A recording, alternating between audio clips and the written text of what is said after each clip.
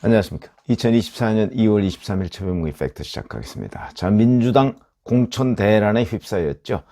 이 공천대란의 원인이 뭐냐? 제가 어저께 잠깐 말씀을 드렸는데 아마도 두 가지일 것이다.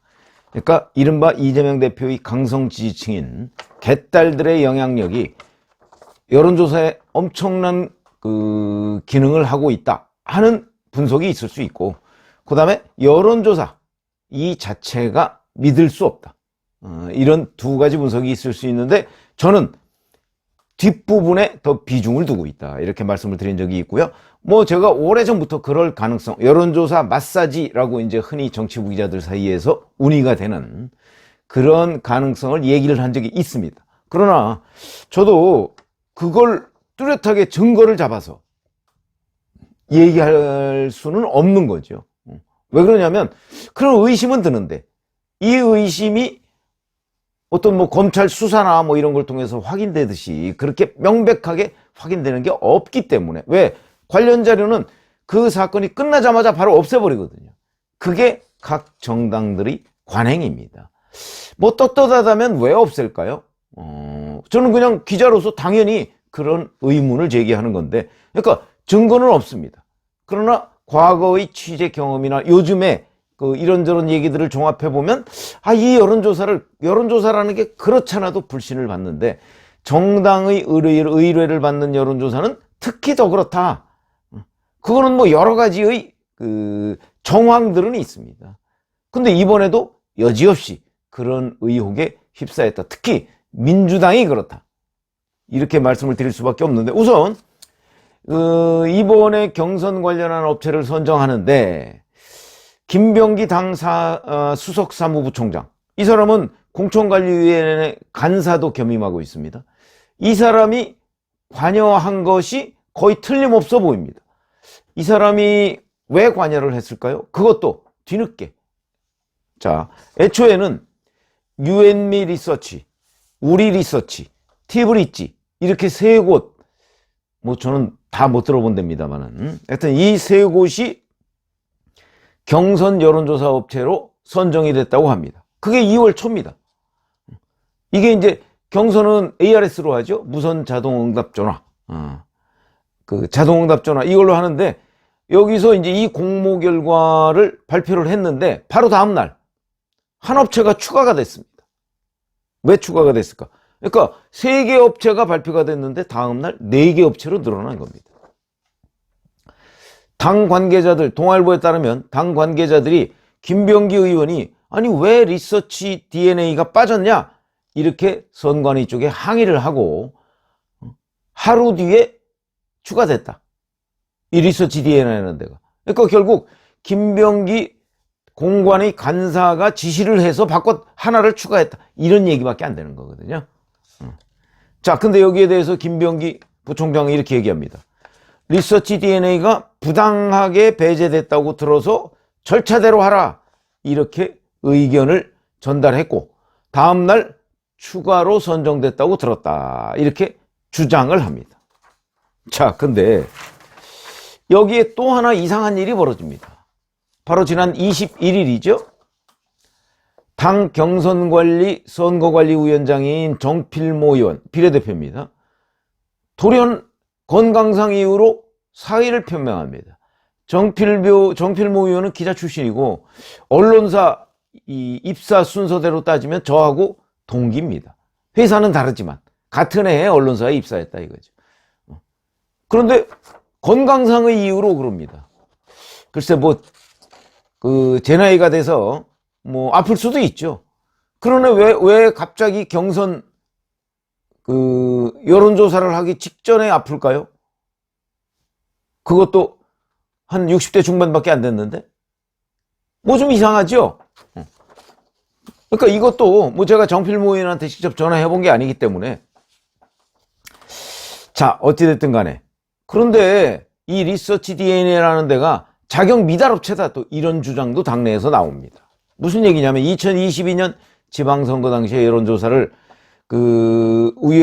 위해서 수집한 안심번호가 있는데, 이 안심번호를 특정 후보에게 전달했다가 적발됐다. 그 얘기는 무슨 얘기냐면 여론조사에 응답할 사람들을 알려준 거나 마찬가지입니다. 예를 들어서 제 전화번호를 리서치 DNA라는 데가 뭐 예를 들어서 이번에 뭐 서울 종로에 나오는 무슨 후보가 있는데 그 사람한테 알려줬다. 그러면 여론조사가 조작되는 거죠, 그게. 이런 그 의혹으로 그 사실이 적발이 된 적이 있다. 그러면 당연히 이번에는 그 여론조사 업체에서 빼야 되는 게 맞는 거죠. 그런데 왜 뺐냐고 얘기를 하고 그래서 추가됐다. 의심이 당연히 들죠. 그런 점이 문제가 있고요. 그 다음에 김병기 의원의 본인의 해명대로라도 자, 부당하게 배제됐다고 들어서 자기가 이렇게 했다고 그랬죠. 그런데 이 특정 업체가 자기들이 배제됐다고 경선관리위원회 간사한테 항의를 할 수 있는 채널이 있다. 뭔가 연결이 돼 있다는 얘기가 되는 걸로 보이는데 이런 부분도 의심의 여지가 있다 하는 거고요. 그 다음에 이 리서치 DNA라는 데가 당에서 왜 비공식으로 여론조사했던 그 경쟁력 조사했던 데 있죠. 한국 인텔 리서치. 이 이름도 결국은 리서치 DNA가 소유주가 리서치 DNA와 한국 인텔 리서치가 같은 사람이 소유하고 있다. 이 한국 인텔 리서치 여기에 대표이사하고 리서치 DNA 대표이사가 똑같은 본인 주장에 따르면 하나는 법인 이름으로고 하나는 개인 여론조사 업체다. 이렇게 주장을 하고 있는데 이 한국 인텔 리서치라는 곳은 중앙선거관리위원회에 등록도 돼 있지 않다고 합니다. 이런 데를 공당이라는 민주당이 자기네들 그 여론조사, 더군다나 경선이라는 그 중차대한 여론조사 업체 선정에 포함시켰다. 그것도 탈락된 거를. 이상하죠? 자, 그 다음에 중앙일보 보도에 따르면 작년 10월 말에 이른바 공개 입찰을 했을 때 공개 입찰에 참여한 업체가 7개였고요. 그 중에 KSOI, 한국사회여론조사연구소, 그 다음에 리서치 DNA가 여기에 있습니다. 그 다음에 우리 리서치 티브리지, 이렇게 4개가 선정이 됐다고 하는데요. 그 리서치 DNA는 한국 인텔 리서치라는 그런 이름을 쓰던, 아마 과거에 그런 이름을 쓰다가 리서치 DNA로 바꿨는데 과거의 이름을 또 버리지 않고 아마 개인 회사를 가지고 있었던 것이 아닌가 이렇게 생각이 드는데, 이재명 성남시장 시절에 2013년이죠. 성남시 시민 만족도 조사 용역을 수행했던 업체라고 합니다. 그럼 결국 이재명 성남시와 연관이 돼 있다는 얘기죠. 리서치 DNA가. 2013년이면 뭐 우리가 흔히 아는 대장동 관련한 의혹이 시작되던 시점이었고, 물론 그거와 이거는 뭐 직접적으로 관련은 없습니다만은 2014년에 이재명 대표가 성남시장 재선을 합니다. 재선 준비하고 있던 시점인데 그때 성남시 시민 만족도 조사 뭐 이런 거를 바로 이 인텔리서치, 한국 인텔리서치라는 곳에서 했다는 겁니다. 최근에 당원 50%, 일반 여론조사 50%로 진행되는 민주당 총선 경선 ARS 투표 시행업체, 여기로도 이제 추가로 선정됐다. 아까 제가 말씀을 드렸죠. 그런데 추가로 선정될 당시에는 바로 리서치 DNA였는데 실제 이인영, 홍영표 뭐 이런 사람들 비명계 배제한 여론조사를 실시한 업체는 한국 인텔 리서치다. 그러면 대표는 똑같지만 리서치 DNA와 법인이 엄연히 다르지 않습니까? 근데 리서치 DNA라는 데서 수집한 안심번호를 한국 인텔 리서치에 넘겨줬다 하면 이것도 또한 문제가 되는 거죠. 안심번호 수집했으면 자기들이 조사를 해야 되는데 법인이 엄연히 다른, 하나는 법인이고 하나는 개인 업체인데 거기다가 넘겨서 여론조사를 했다? 뭔가 냄새가 나죠.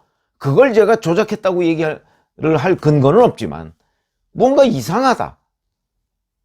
왜 자기들이 수집한 안심번호를 개인 여론조사 업체로 넘겼느냐 하는 의문이 제기될 수밖에 없고, 그 다음에 작년 10월에 왜 KSOI 등 4개 업체가 민주당 여론조사 업체로 선정이 됐었다.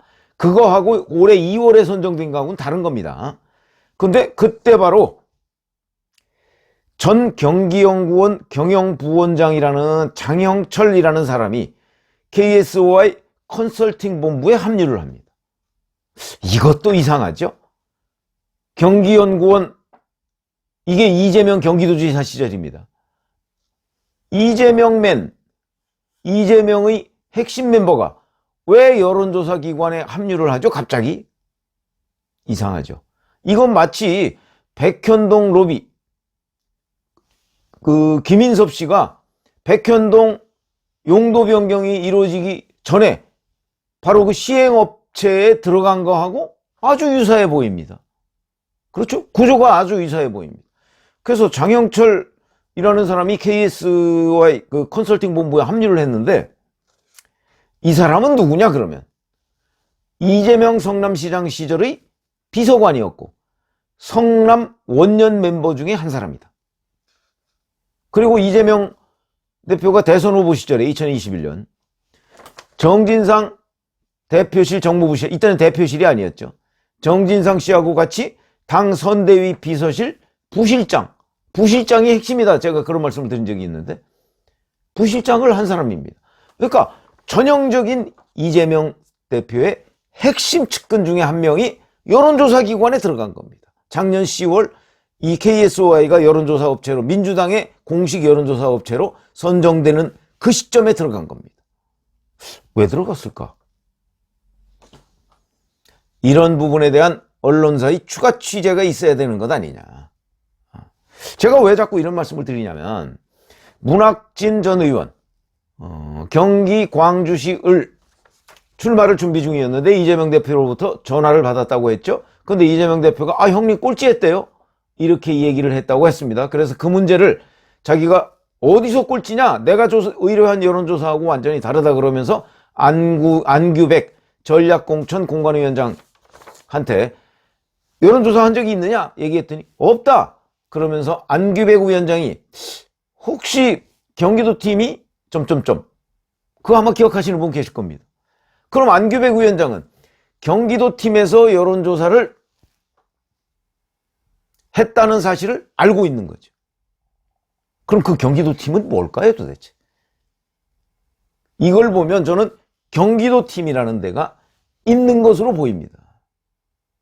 그러면 이게 바로 비선 여론조사 업체나 아니면 이재명 대표의 측근들이 관여하고 있는 여론조사가 아니냐.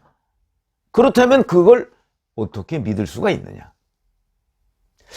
자, 이런 의문제기를 제가 하고 있는 겁니다.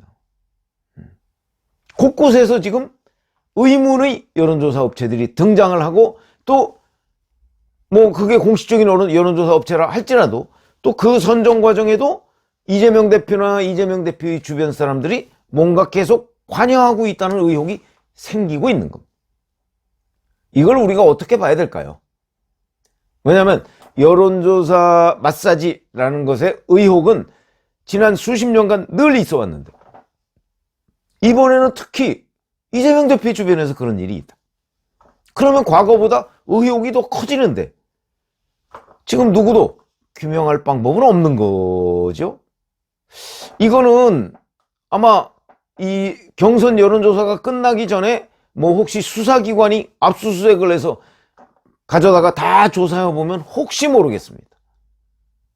그러나 이게 워낙 어찌 보면 제가 보기엔 개인적으로 구조적인 문제일 가능성도 있기 때문에, 그렇기 때문에 과연 규명이 될까 싶은 생각은 있는데, 그래서 제가 지금 말씀드리는 내용은 그동안에 제가 현장 기자일 때도 그랬고 지금도 언론 보도들을 종합해보면 그때나 지금이나 여전히 이 여론조사, 당의 업무를 수행하는 여론조사 업체는 계속해서 뭔가 불투명하고 뭔가 의문이 생긴다. 그러니까 이게 얼마나 중요합니까? 저는 뭐 더 근원적으로 가면 여론조사를 통한 이 국회의원 후보 선정, 이건 말이 안 된다고 늘 얘기를 해왔는데 뭐 현실적으로 그런 일이 이루어지고 있으니까, 그러면 그나마 그것이라도 공정해야 된다. 그러려면 공신력 있는 여론조사 업체, 이렇게 이재명 대표의 측근이 어느 날 갑자기 여론조사 업체의 컨설팅 본부에 합류하고 이런 일 없이 정말 이해 충돌이 없는 여론조사 업체를 선정해야 되는 것 아닌가 하는 생각이 들어서, 특히 지금 이재명 대표의 민주당과 연관된 경선 여론조사를 하는 업체가 참 의문투성이다 하는 말씀을 드리고, 자, 앞으로 이 부분은 아마 뭐 저를 비롯하여 여러 기자들이 좀 집중적으로 취재도 하고 들여다봐야 할 대목이 아닌가, 이렇게 생각합니다. 고맙습니다.